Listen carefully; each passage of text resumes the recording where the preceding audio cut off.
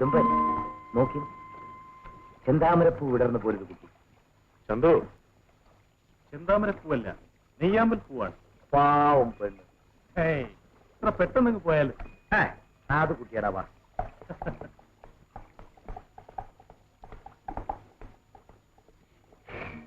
പെണ്ണുങ്ങളെ, അയാൾ പോയി കഴിഞ്ഞു. നിങ്ങൾ വരും, ഞാൻ പോകുന്നു.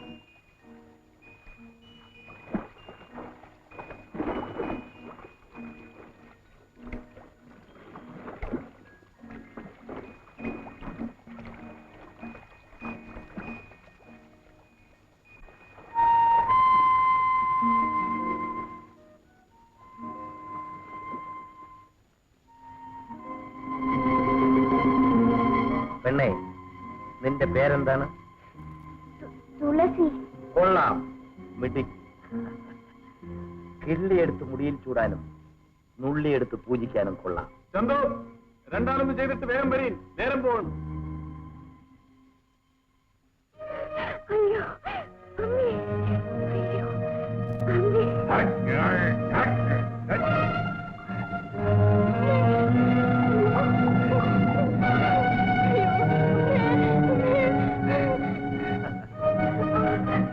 എടി മണ്ടി പെണ്ണെ, ഞാൻ പറയുന്ന ഒന്ന് കേക്ക്.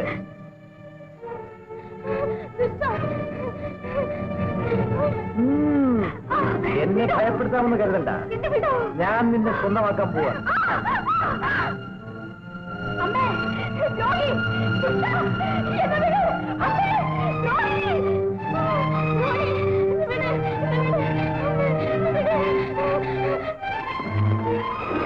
തിരുമേനി, തുളസമ്മയെ ആരോ ഒന്ന് പിടിച്ചോണ്ട് പോയി.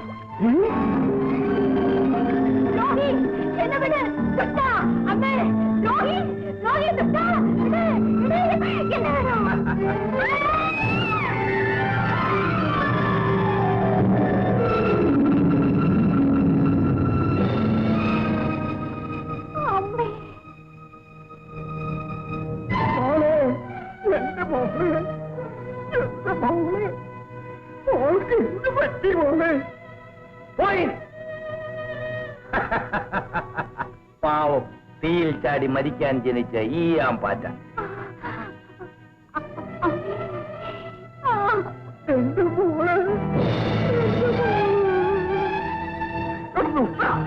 എന്റെ മകളെ നശിപ്പിച്ച മഹാഭാവി എന്നെ കൊണ്ടിട്ട് പോയി. ദ്രോഹികളെ, എന്നെ കൂടി കൊല്ലിൻ, എന്നെ കൂടി കൊല്ലിൻ, കൊല്ലിൻ, എന്നെ കൂടി കൊല്ലിൻ. കൊല്ലാനാ പറഞ്ഞത്, കൊല്ലാൻ.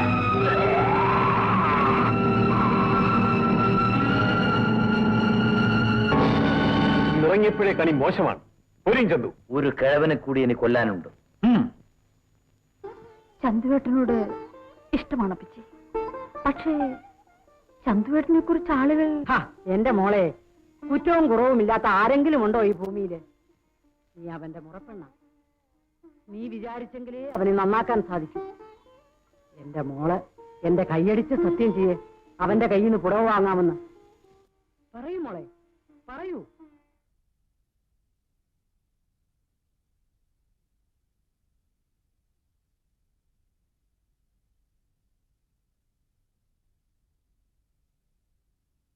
ഒരു ദിവസമെങ്കിലും കരക്കാരുടെ പരാതി കേൾക്കാതെ അന്തി ഉറങ്ങാൻ ഒക്കില്ലല്ലോ.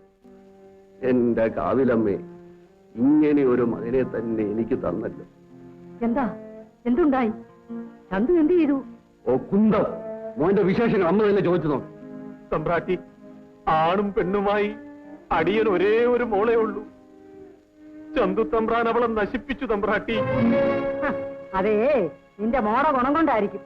എന്റെ കാല് പെരുക്കുന്നു, ഒരൊറ്റ ചവിട്ട് വെച്ച് തന്നാണ്ടല്ലോ. എടീ, സ്വന്തം മകന്റെ കുറ്റം ഗുണദോഷിച്ച് നന്നാക്കുന്നതിന് പകരം ഉലയിലിട്ട് നീറ്റുകയാണ്.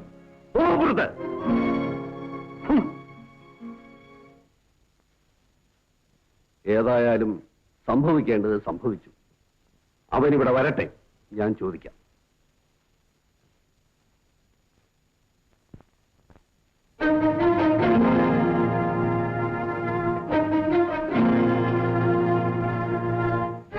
താനെന്തിനോട് വന്നു?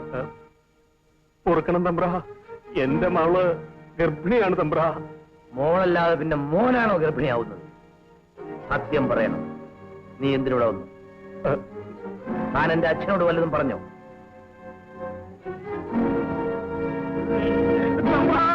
കൊല്ലല്ലേ തമ്പ്ര, കൊല്ലല്ലേ. മഹാഭാവി,